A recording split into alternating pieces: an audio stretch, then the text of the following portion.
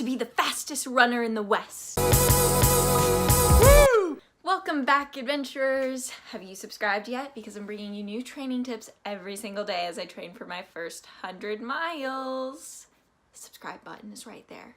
Anyways, back to this. So, I thought that I would talk to you today a little bit about what some of my goals are for training and for the race. So, personally, I've always kind of been a middle back of the pack runner, and I've just never really felt motivated to try and be in the front of the pack. I enjoy going slow and just being in the mountain and taking my time on the runs. It makes me feel good. In fact, that's one of the things about running that turns people off about it, is when you have to push yourself to go at a pace that you're not ready for. And that's what that mile in gym was about, right? Nobody liked doing the mile in gym unless you were a star track athlete, which I wasn't.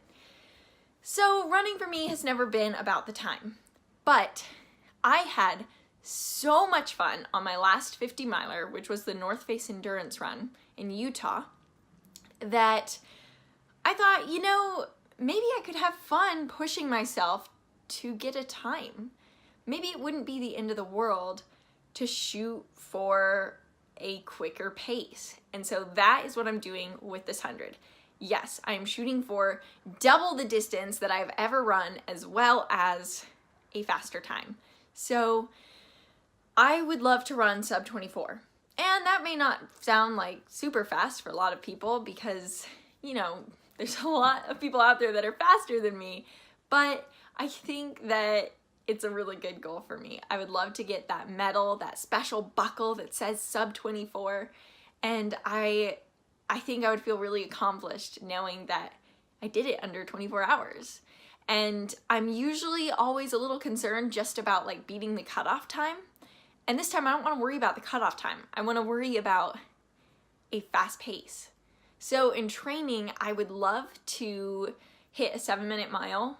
Obviously, I'm not going to be running 7-minute miles my whole 100, but I think it would be great if I could do a 7-minute mile for maybe 4 miles. That would be huge for me. When I first started training for marathons, I was doing 10-minute miles. And then last year, I actually slowed down quite a bit. I was doing maybe 12-minute miles. And this year, I'm back to 10-minute miles on my long runs, and I'm actually running closer to a 9-minute mile on some shorter runs. So I think that I can keep shaving time off. And part of that is sticking with my vegan diet.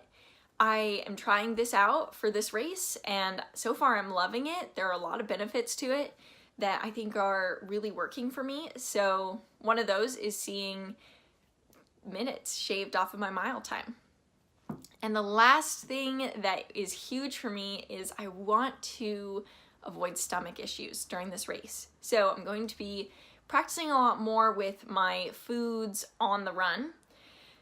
Anytime that I've had a really long race, like a 50 or a 30-mile run, I have gotten stomach issues. And this is a common problem for people. Your body, you know, starts to shut that down and you feel so crappy. And I think for me, I was eating too much sugar early on, doing the goos and the gels and the chews and not really getting the real food.